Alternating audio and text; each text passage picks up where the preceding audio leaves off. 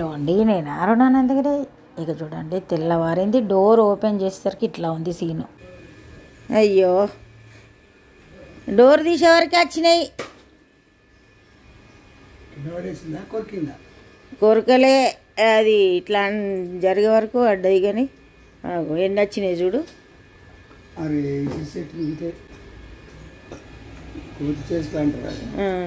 చిన్న కోతి చూడు.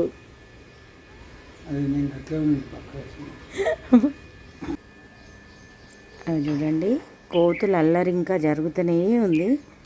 నైవేద్యం తినే పిట్టలు వచ్చినాయి. ఇక నేను ఇప్పుడే ముగ్గులు వేసుకొని ఇంట్లోకి వచ్చిన, అంతే. ఇప్పటిదాకా కోతులు మన ఉసిరి చెట్టుని కింద పడేసినాయి. గందరగోళం చేస్తాయి. కాకపోతే ఇంకేం అనలేం. 2 వచ్చినాయి నైవేద్యం తినే పిట్టలు.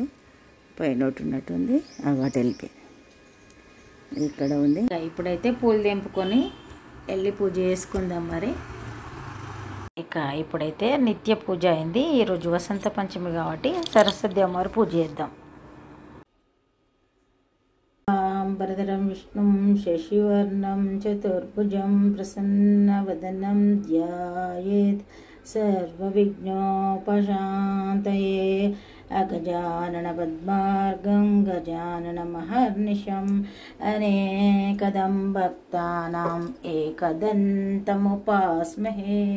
అరుణాం కరుణాత్రజ్ఞితాక్షీం ధృతపా. అండి, నేను అరుణానందగిరి. ఇక ఈరోజు వసంత పంచమి, సరస్వతి అమ్మవారి జన్మ నక్షత్రం అంటారు. ఇక వసంత పంచమి రోజు మనం సరస్వతి అమ్మవారి అష్టోత్తరం చేసుకొని నైవేద్యాలు, దీపం ధూపం నైవేద్యం సమర్పిస్తాను నేను ఎప్పుడైనా.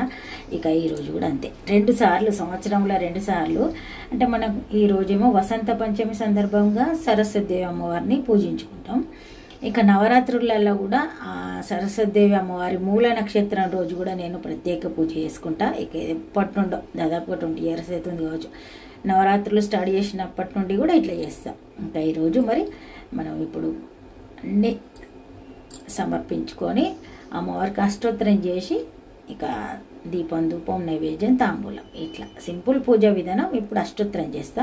అష్టోత్తరం అయిన తర్వాత మళ్ళీ అమ్మవారికి నైవేద్యాలన్నీ సమర్పించి, అంటే ఫస్టే నేను ఇక్కడ పెట్టుకొని ఉంచడం అంటే మనకు వీడియో మళ్ళీ మధ్యలో ఉండదు కాబట్టి ఫస్టే ఉంచుకొని అష్టోత్తరం చదివి అన్నీ సమర్పించి తాంబూలం కూడా సమర్పిద్దాం. ఇది సింపుల్ పూజా విధానం. ఇంకా ఎప్పుడు నేను చేసుకునేది, మన వీడియోస్ కోసం కాదు.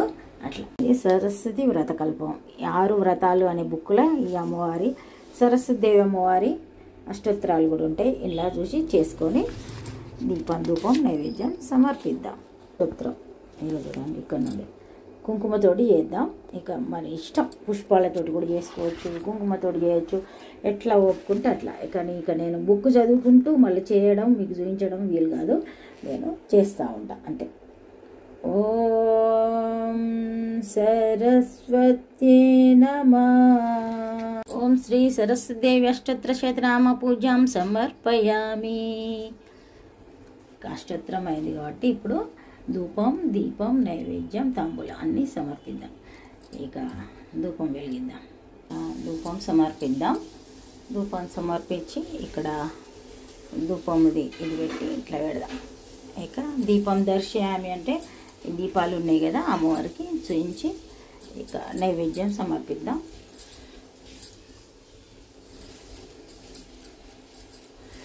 ఇక ఇప్పుడు అష్టోత్తరం చేసుకున్నాం అమ్మవారికి.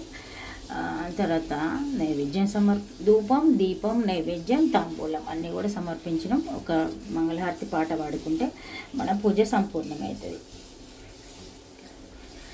ఇక ఈ చిన్నపిల్లలకు అంటే ఎవరైనా స్కూల్ గోయింగ్ పిల్లలందరికీ కూడా సరస్వతి దేవి అనుగ్రహం ఎప్పుడు ఉండాలి కాబట్టి, ఎవరికైనా ఉండాలి కాబట్టి మనం సరస్వతి అమ్మవారి వసంత పంచమి రోజు తర్వాత నవరాత్రులలో కూడా కొంచెం ప్రత్యేక పూజలు ఎక్కడ జరిగినా తీసుకెళ్ళడం, లేకుంటే మన ఇంట్లో కూడా పిల్లలతోటి అమ్మవారికి ఏదో ఒక శ్లోకం పడియడం అట్లా చేస్తే ఇంకా మంచిది.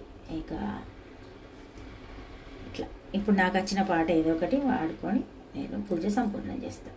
ఇప్పుడైతే సరస్వతి అమ్మవారి స్తోత్రం ఒకటైతే చదువుకున్నా, యాకుందేందు ఇంకా చాలా ఉన్నాయి. అందరు లహరిలో కూడా సరస్వతి అమ్మవారి స్తోత్రాలు ఉన్నాయి, అవి కూడా చదువుకోవచ్చు మనం. శరజ్యోష్ణ శుద్ధ జట్. ఇక సరస్వతి అమ్మవారి పూజ సంపూర్ణమైంది కాబట్టి దశంగా ధూపం ఇద్దాం. ఇక ఒక 2 స్తోత్రాలు 3 స్తోత్రాలు జ్ఞాపకం వచ్చినాయి చదువుకున్నా. ఇక అట్లా మనకి ఏది జ్ఞాపకం ఉంటే అంతే, ఇక ఏం చేయలేం కదా. నిత్య పారాయణ ఉంటే మనం అన్ని బ్రెయిన్ కూడా బాగుంటుంది. ఈ మధ్య నేను కొన్ని స్తోత్రాలు మర్చిపోయిన వస్తలేవు, అట్లా కూడా అవుతుంది. సరస్వతి అమ్మవారి పూజ మనకు ఈరోజైతే ఇట్లా సంపూర్ణమైంది.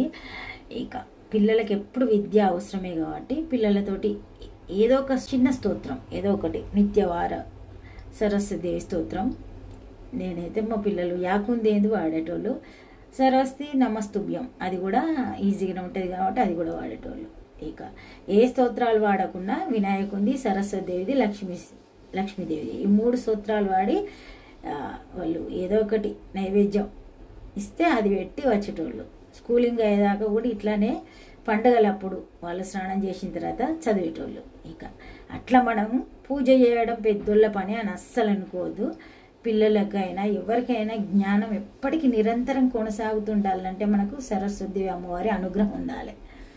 ఇక మన తెలంగాణలో అయితే విద్యాభ్యాసం స్టార్ట్ చేయకముందే అక్షరాభ్యాసం అంటారు కదా, సరస్వతి అమ్మవారి దగ్గరికి వెళ్ళి చేయిస్తాం. సరస్వతి అమ్మవారి టెంపుల్స్ రేరుగా ఉంటాయి, మనకు బాసార్లో ఉంది కాబట్టి అక్కడికి వెళ్ళి చేయించేటోళ్ళం. మా పిల్లలకు కూడా అక్కడనే చేయించినాం. సరే మరి ఇక ముచ్చట్లు ఎన్నో పెట్టచ్చు, మన రొటీన్ కూడా స్టార్ట్ చేద్దాం. ఇక చాలా పని ఉంది.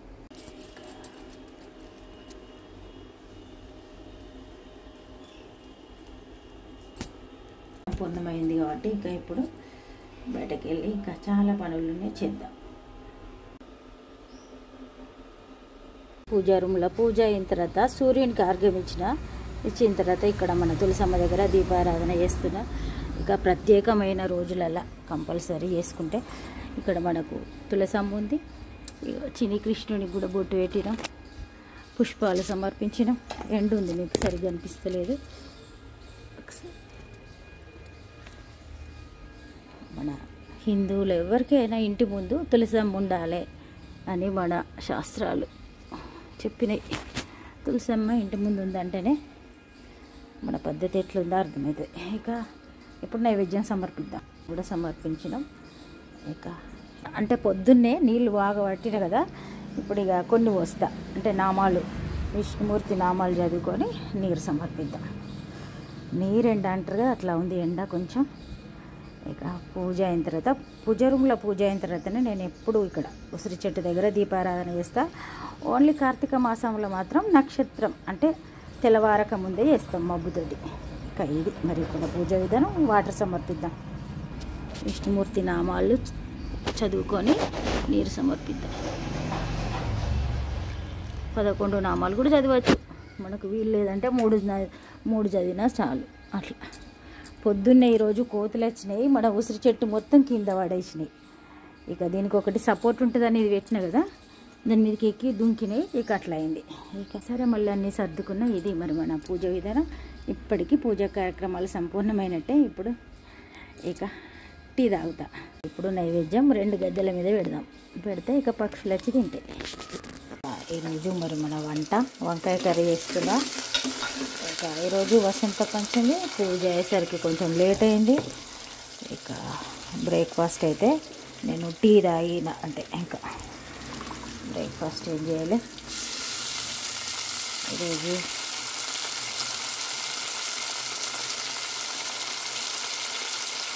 ఇప్పుడైతే వంట చేస్తున్నా, వంకాయ టమాటా వేస్తున్నా.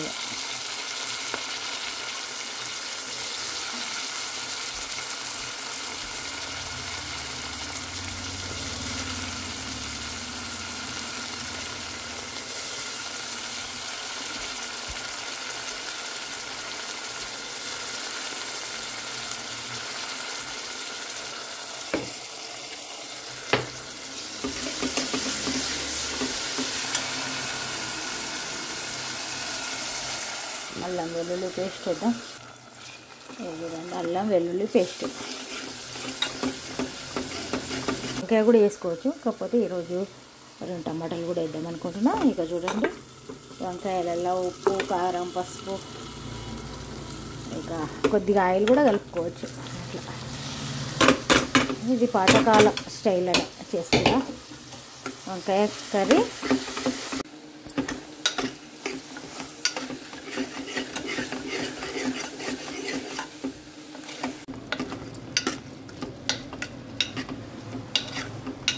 ఇది చూడండి చారు కూడా రెడీ అయింది. పోపేద్దాం.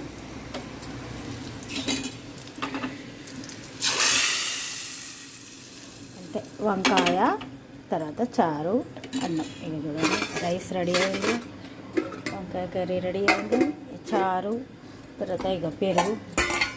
మనకు టేబుల్ మీద లైటింగ్ ఎక్కువ వస్తలేదు, అందుకని ఇక్కడనే చూపిస్తున్నా. ఇట్లా ఉంది పరిస్థితి. ఇక ఒక 15 minutes ఆగి లంచ్ చేద్దాం.